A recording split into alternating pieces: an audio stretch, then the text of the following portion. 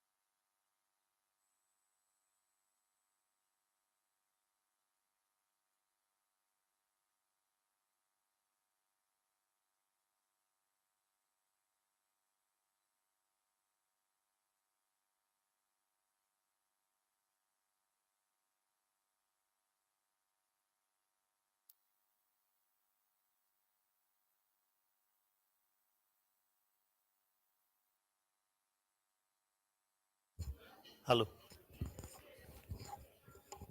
Hello. I think some people are coming. Let's wait for 5 minutes. We'll start. We have a very interesting session today.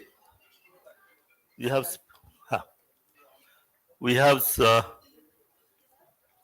the speakers who have come from Indonesia. Please kindly sit. Mr. Undri to my left, Mr. Mahfud,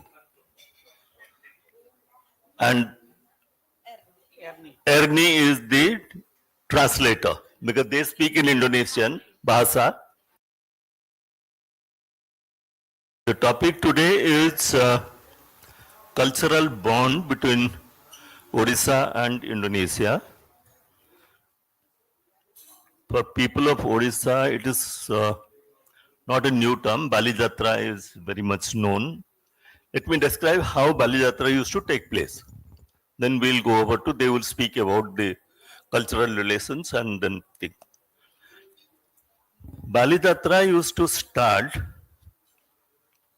on the day of Kartik Purnima when the monsoon returns, the southwest monsoon returns.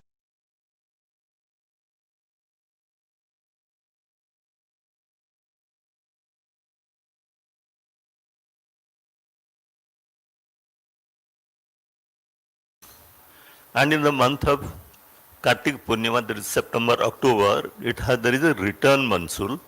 So the sailing boats, they used to sail with the sadhavas, the traders, and they used to reach Sri Lanka. Because it's a straight sailing, it used to take some 10-12 days. Then they used to take rest in Sri Lanka. People think that directly from Odisha coast they used to go to Bali, Java, Sumatra. No, that's not correct. So they used to sail to Sri Lanka, take shelter in Sri Lanka for some time and wait for the monsoon to subside. Then the sea currents used to start. So they would sail the boats in the sea current. There is no wind, but in the sea current, they would float, because these are floating vessels, they would float and reach different parts of Southeast Asia. That is either Malay or Indonesia, Sumatra, Java. This, as per evidence, this was going on from about 2,500 years. It's around 200 to 300 BC. So the traders, when the traders went there, the relationship was not confined to only trading, but a number of artisans, artists, they also used to sell with them. So the cultural relationship between Odisha in particular and the east coast of India was established. Over the years, when they set up colonies, these traders, when they set up colonies in different parts of Southeast Asia, like Malay, Java, Sumatra, and even far off islands like Flores, Kalimantan. So their colonies were set up because the trading houses were set up. Once the colonies were set up, cultural exchange started. Buddhism and Hinduism, many people believe that first Hinduism went there and then followed by Buddhism. No, that's not correct. Because before Buddhism came in around 500 BC and started spreading to other parts of Asia, Hinduism as a religion was not popular, it was not propagated. Nobody was embracing Hinduism as such. So Buddhism went there first, followed by Hinduism. Hinduism must have gone there about say 300 to 400 years later. So if we see the Buddhist monuments, the premier Buddhist monument in Java Island is Borobudur. Am I wrong? Borobudur. Borobudur is around 8th century AD. But most of the Hindu temples, like Pembanan temple in Java, Yogyakarta, then we have the Angkor Wat temple in Cambodia, and many other similar gigantic Hindu temples.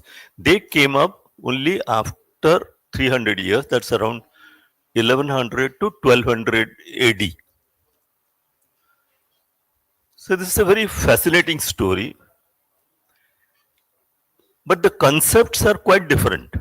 The concepts of Hinduism, Buddhism, of course, is continuous. Buddhism, whatever Buddhism traditions have been followed in India, particularly in Eastern India, that continued there. But Hinduism reached there in a different form altogether. So there are many rituals which are observed, particularly the Hindu-dominated island today. Indonesia has got around how many? 17,000 islands? How many islands? 17,000 islands in Indonesia alone. Java and Sumatra being the major ones, and Bali being a smaller one, Lombok, and many Flores, Komodo Island. These are major islands, but there are many small islands. These islands adopted Buddhism first, and then came Hinduism. Hinduism had its own impact. Various monuments were constructed in different parts of Indonesia. Many kingdoms came. They have brought one of the first kingdom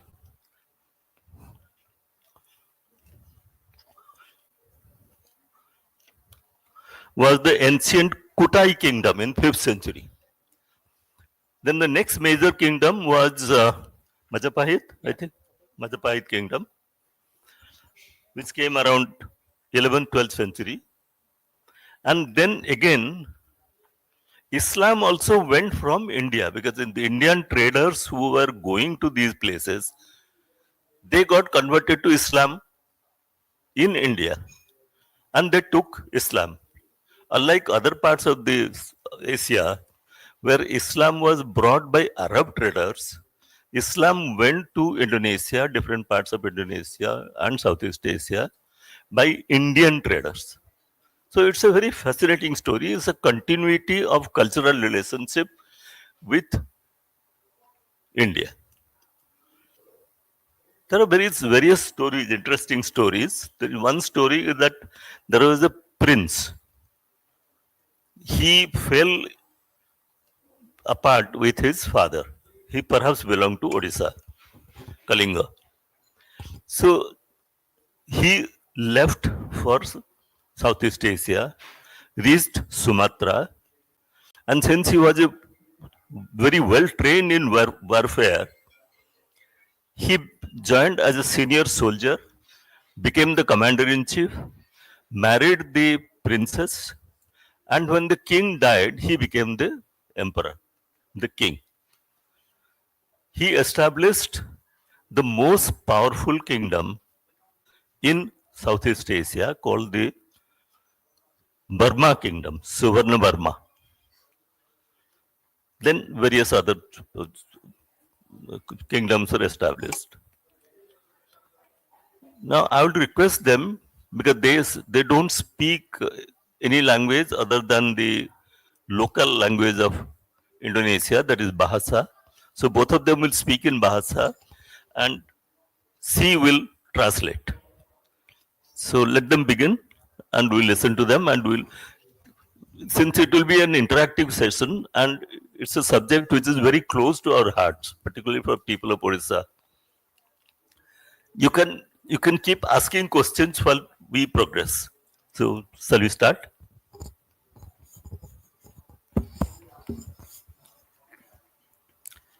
Selamat sore. Mohon izin saya berbicara dalam bahasa Indonesia. Terima kasih sudah diundang atas nama Kementerian Kebudayaan Republik Indonesia. Good afternoon, everyone. We are happy to be here and to be invited by the Secretariat of Kalinga Literary Festival. And I'm representing the Ministry of Culture of the Republic of Indonesia. Indonesia merupakan sebuah negara yang besar warisan budayanya. Kekayaan warisan budaya, kekayaan yang ada di Indonesia, baik yang bersifat fisik maupun yang bersifat non-fisik, seperti kesenian, permainan tradisional, manuskrip, begitu juga dengan hal yang berbentuk fisik, seperti candi Borobudur, candi Prambanan. Indonesia is rich in terms of culture and heritage. So it could be tangible and intangible. We have so many things that very rich in the culture. For example, the manuscript, artifact, and also traditional games, as well as the temples itself. Perspektif sejarah, pengaruh India sangat banyak sekali di Indonesia. India's influence to Indonesia is quite significant. Baik itu dalam bidang sastra maupun dalam bidang lainnya. Which we can found in literature and other areas. Sampai hari ini, pemukiman masyarakat India itu tersebar di seluruh Indonesia dan menjadi bagian dari masyarakat Indonesia sendiri. And we can see across Indonesia that there are so many Indian communities, and they are actually belonging to Indonesia. Pengaruh dalam bidang sastra bisa kita lihat seperti dalam kitab Ramayana, kemudian begitu juga dalam berbagai bentuk prasasti yang juga tidak terlepas dari pengaruh India, bangsa India berbentuk huruf Pallawa. So India's influence itself in literature can be seen in Ramayana story. It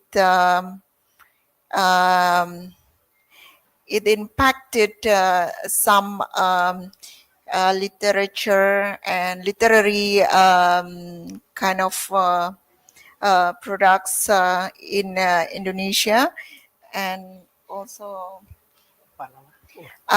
we know a lot about Pallawa.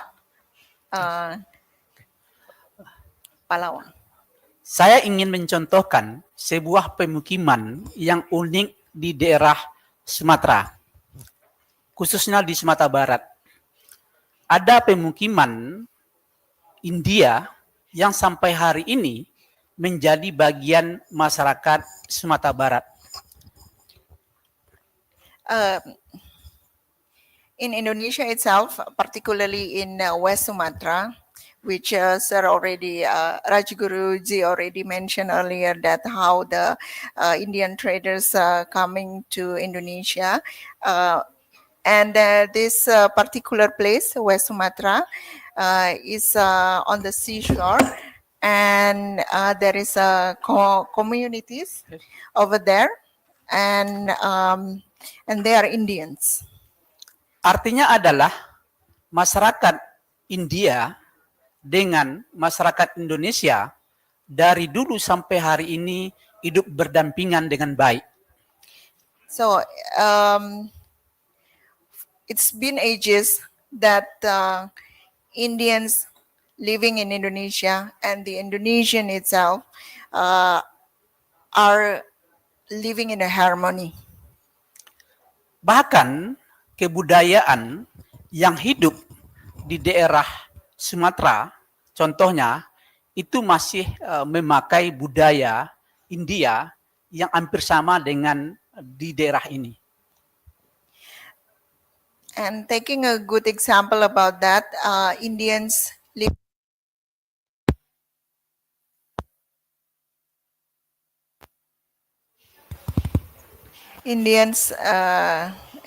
I will continue. Indians living in Indonesia are still implementing the tradition that they usually do back in the homeland.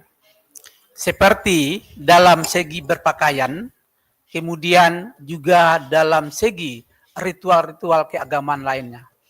For example, the way they are dressed up and also in the rituals. Terima kasih.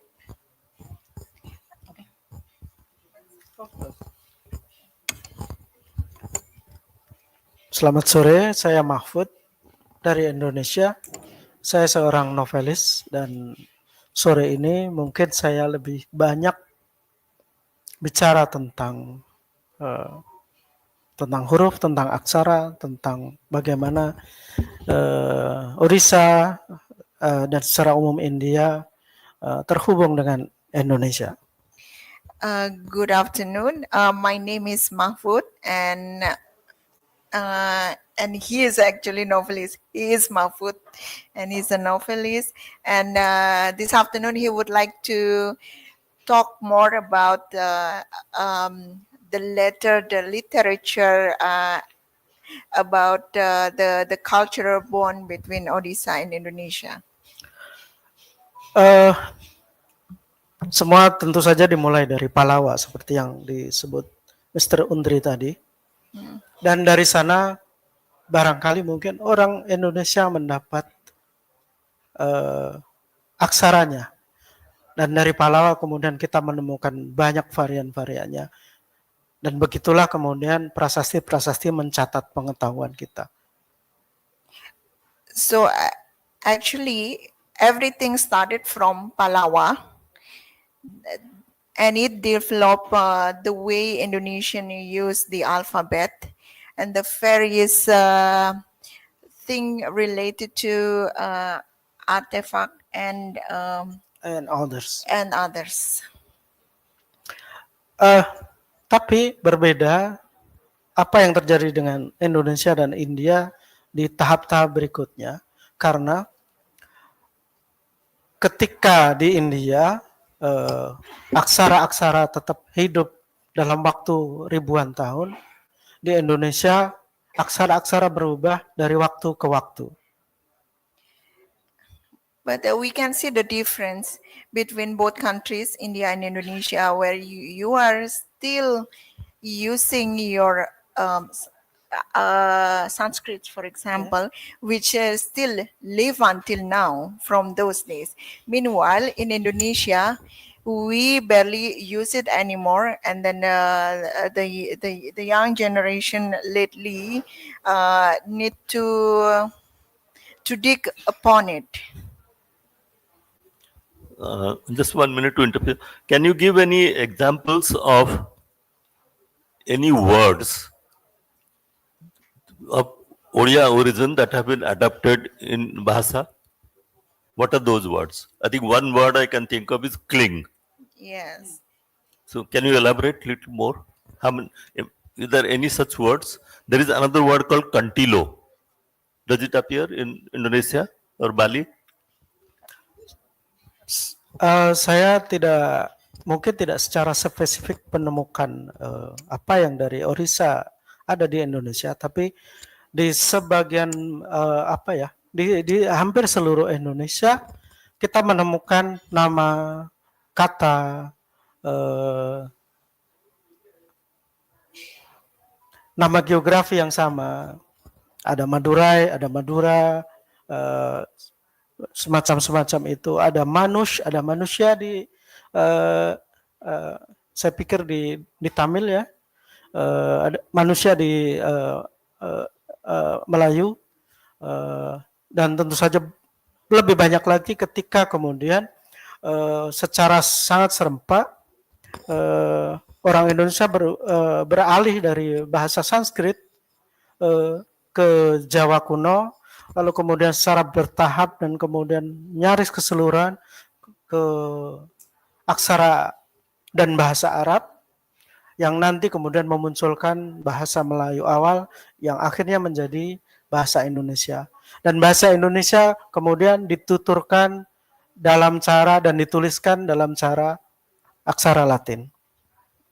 I cannot mention specifically from Orissa language, but I can describe a little bit larger from the Sanskrit itself. For example, the Manush becoming Manusya, and then apa tadi Mas? Madura dan Madurai. And Madurai, something like that. And the evolution for the language itself for us is everything comes from Sanskrit, and then it transformed into Old Javanese, and then we learned that we created the alphabet and Arabic language coming together with when the Islam come to Indonesia at that time. And then at the end, all those acculturation makes and created Bahasa itself. Bahasa is the language of Indonesia. You can see from Bhasa it has become Bahasa. It's a local adaptation. The original languages are all from Sanskrit and Pali. The script was Brahmi. Most of the Ashokan's edicts we see, the language used there is Pali, because Sanskrit as a spoken language had not been developed by that time. And the script used is not Devanagari but Brahmi. In many places in Indonesia, particularly in Bali, the Majapahit kingdom and other places, even in Thailand, Cambodia, you'll find the slokas of Sanskrit written in Brahmi script. And the Brahmi script there continued right up to 13th, 14th century, whereas it had vanished. It had vanished from India around 4th, 5th century AD. But for another 800 to 900 years, it continued in Southeast Asia, particularly Java, Sumatra, and Cambodia, Thailand.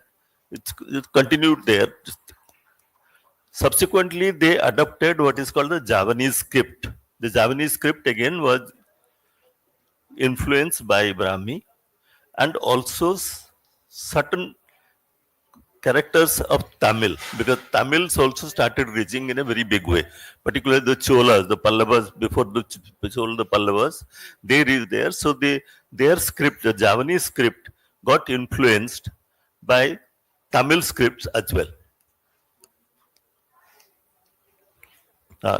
Can you, the very common word is they speak Kling, which is the word for Kalinga.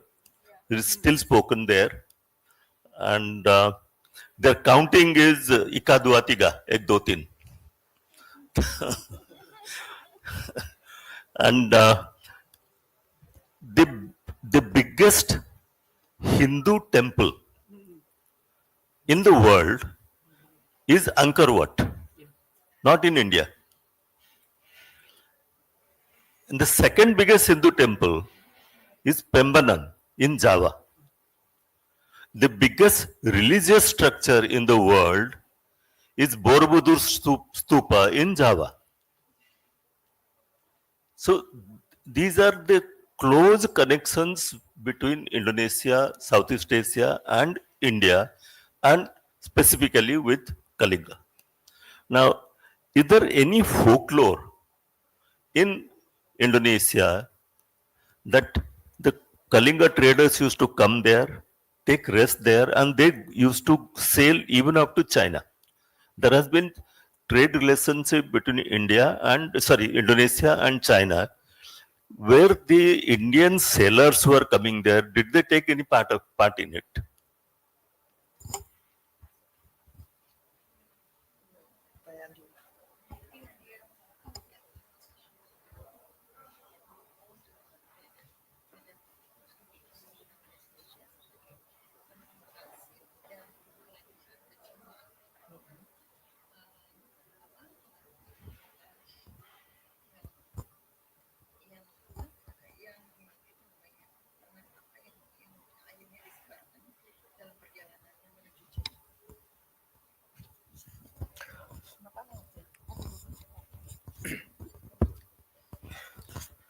Saya ingin menjawab dalam perspektif sejarah. He would like to answer in the historical perspective.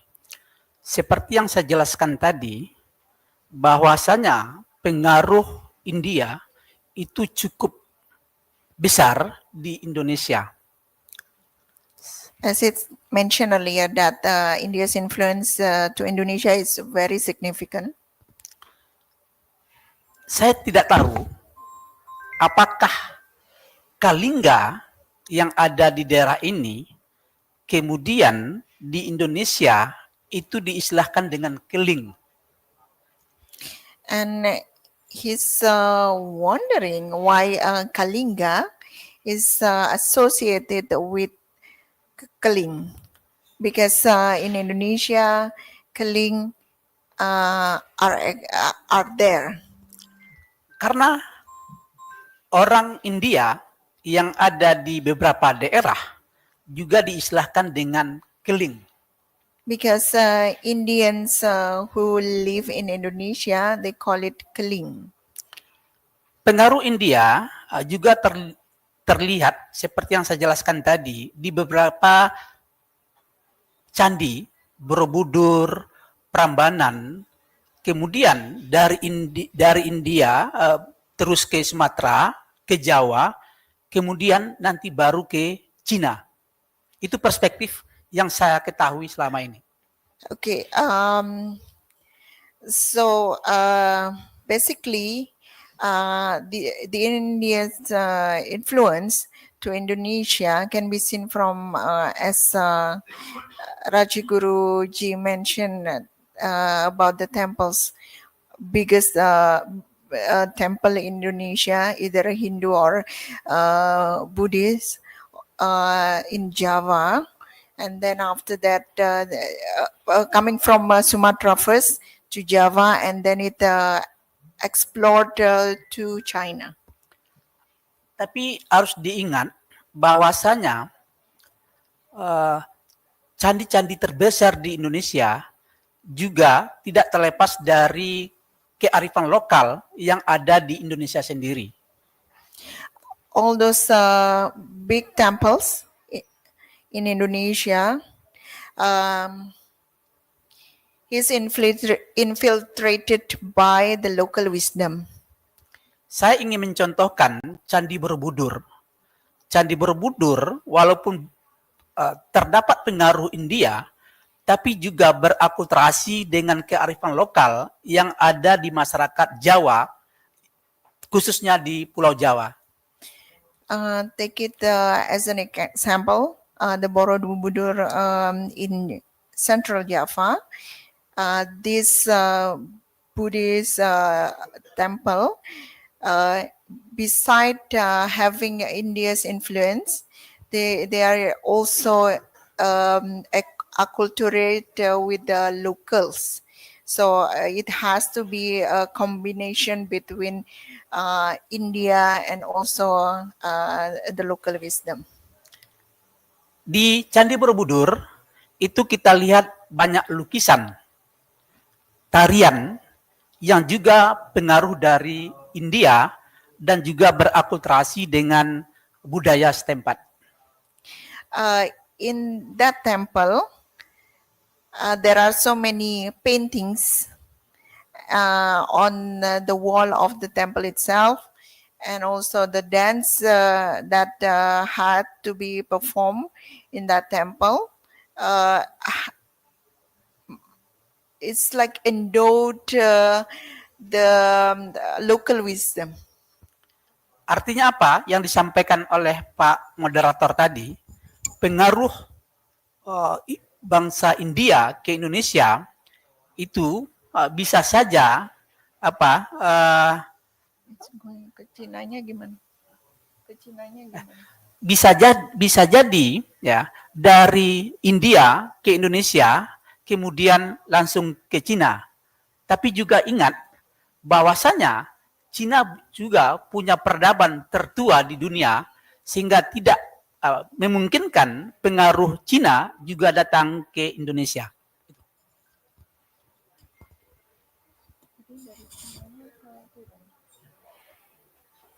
So basically, Indonesia is a kind of melting point, because China also has its own culture and also the civilization.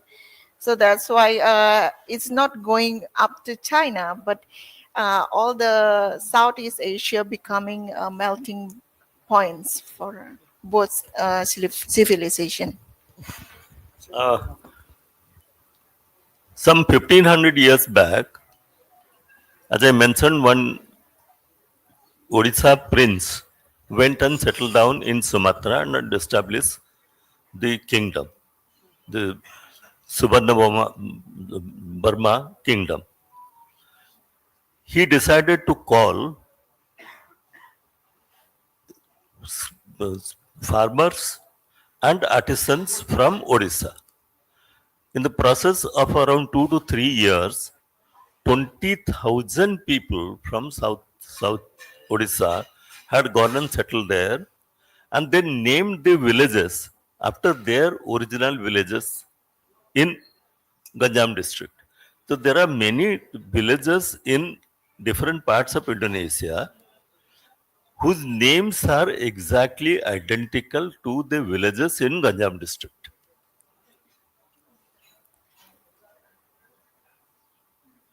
As he mentioned, this South Indonesia is a melting point between Indian culture, Indian trade, Indian artifacts, and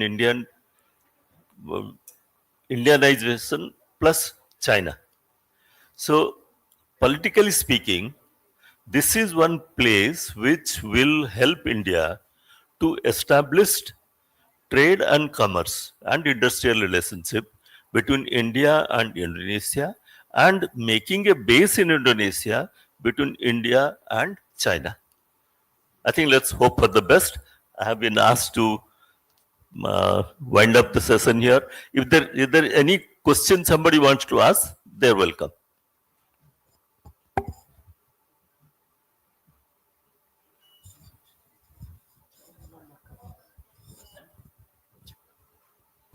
Any question about Indonesia, maybe? And India? Any questions anybody wants?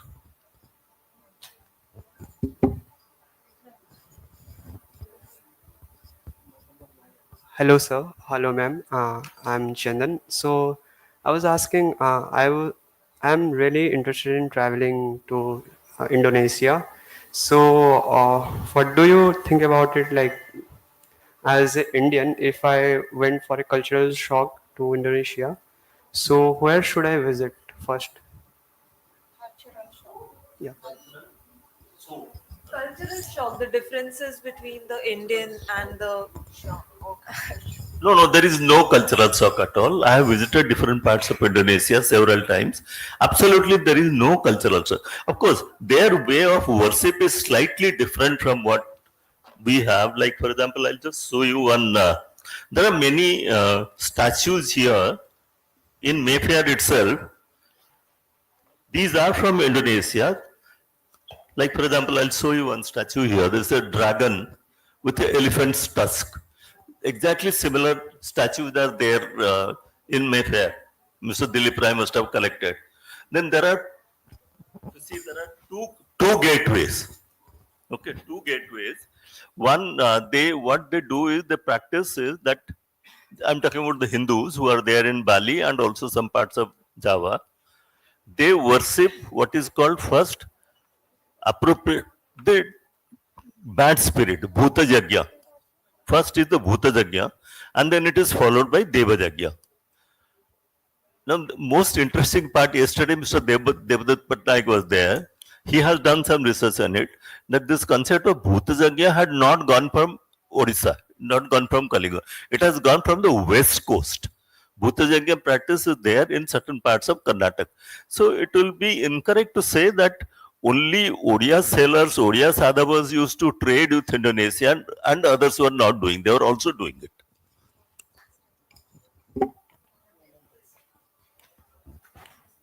Thank you so much for giving us insightful details about Indonesia and Odisha. And now we would felicitate our panel. Satya, sir, I would request you to felicitate our audience. Can we have a big round of applause for our panel, please?